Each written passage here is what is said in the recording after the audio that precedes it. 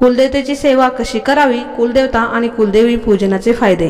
श्री स्वामी समर्थ मित्रांनो, स्वागत आहे तुमचं स्वामी माझे गुरुमाऊली या चॅनलमध्ये। तुम्ही तुमच्या कुलदेवतेची नियमित उपासना करता का? कुलदेवतेची सेवा कशी करावी याबद्दल तुम्हाला काही माहिती आहे का? तुम्हाला माहित असो किंवा नसो, पण 4 गोष्टी अशा आहेत त्या तुम्हाला माहित असायलाच हव्यात आणि त्या तुम्ही कुलदेवतेसाठी करायलाच हव्यात। कोणत्या आहेत त्या 4 गोष्टी, चला जाणून घेऊयात। कुलदेवता या शब्दाचा अर्थ कुल आणि देवता या 2 शब्दांनी मिळून बनला आहे। कुळाची देवता ती कुलदेवता, ज्या देवताची उपासना केल्यावर मूलाधार चक्रातील शक्ती जागृत होते, म्हणजेच आध्यात्मिक उन्नतीला आरंभ होतो, ती देवता म्हणजे कुलदेवता। कुलदैवत जेव्हा पुरुष देवता असते तेव्हा तिला कुलदेव आणि जेव्हा स्त्री देवता असते तेव्हा तिला कुलदेवी असे म्हणतात। ही झाली कुलदेवतेची प्राथमिक माहिती। पण कुलदेवतेची सेवा करणे का गरजेचं असतं?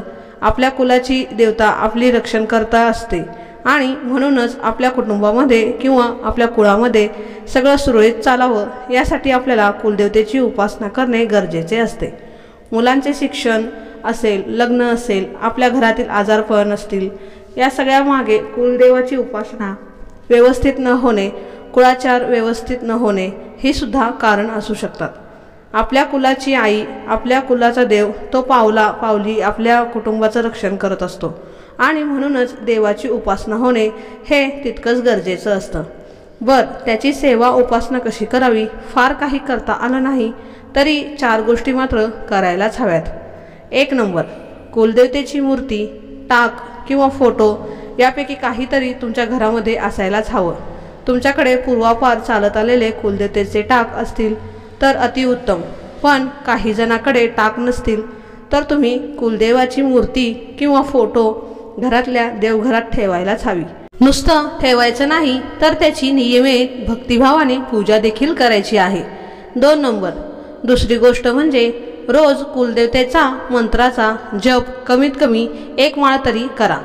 तुमची कोणतीही कुलदेवी असेल तर त्या देवीचा एक मंत्र असतो आणि त्या मंत्राचा जप तुम्ही कमीत कमी 1 वेळा तरी करावा।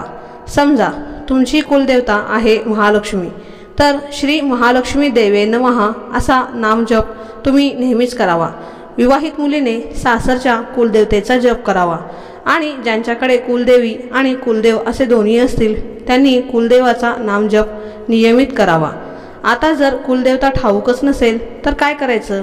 कुलदेवता आहे आम्हाला आमची माहीतच नाही तर आम्ही कोणता जप करायचा? तर तुम्ही श्री कुलदेवताय नमः असा नामजप करावा। हा नामजप श्रद्धेने केल्यास कुलदेवतेचे नाव सांगणारं कोणीतरी नक्कीच भेटतो, असा अनेक साधकांचा अनुभव आहे। श्री कुलदेवताय नमः हा जप देवतांच्या तारक तत्वाशी संबंध असल्यामुळे कुलदेवता या अक्षरातील दे या शब्दात उतरताना थोडंसं लांबावं, यामुळे देवीचे तारक तत्व जागृत होऊन या तत्वाचा लाभ आपल्याला होतो। 3 नंबर, तिसरी गोष्ट म्हणजे कुलदेवताच्या वारी उपवास करावा। खास करून विवाहित महिलांनी या दिवशी उपवास करावा, तो संपूर्ण कुटुंबाला लाभदायक ठरतो। जर तुम्हाला कुलदेवतेचा वार माहीत नसेल तर मंगळवारी उपवास तुम्ही करू शकता, कारण मंगळवार हा देवीचा वार आहे। 4 नंबर, वर्षातून एकदा तरी संपूर्ण कुटुंबाने कुलदेवतेचे दर्शन घ्यावं आणि घरातील विवाहित महिलांनी देवीचं दर्शन घेतल्यावर देवीची ओटी अवश्य भरावी।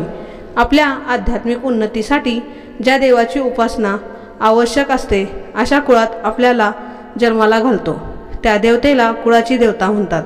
आध्यात्मिक प्रगतीसाठी कुलदेवतेची उपासना कशी करावी त्याविषयी शास्त्रीय माहिती जाणून घेतल्यास आध्यात्मिक जलप्रगती होते।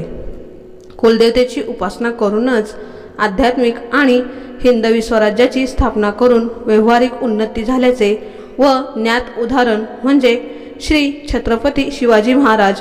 तुळजापूर येथील भवानी माता ही त्यांची कुलदेवता होती। तिची मनोभावे उपासना करूनच तिच्या कृपेने त्यांनी हिंदवी स्वराज्याची स्थापना केली। तर मंडळी, तुम्ही तुमच्या कुलदेवतेची उपासना करताना या 4 गोष्टी नक्की लक्षात ठेवा। तर मित्रांनो आणि मैत्रिणींनो, आजचा हा व्हिडिओ तुम्हाला कसा वाटला ते मला नक्की कमेंटमध्ये सांगा आणि कमेंट बॉक्समध्ये तुमच्या कुलदेवाचं किंवा कुलदेवतेचं नाव लिहायला विसरू नका। असेच आपले नवीन व्हिडिओ पाहण्यासाठी आपल्या चॅनलला सबस्क्राईब करा, लाईक करा आणि शेअर करा। भेटूया असंच आपण पुढच्या व्हिडिओमध्ये। तोपर्यंत धन्यवाद।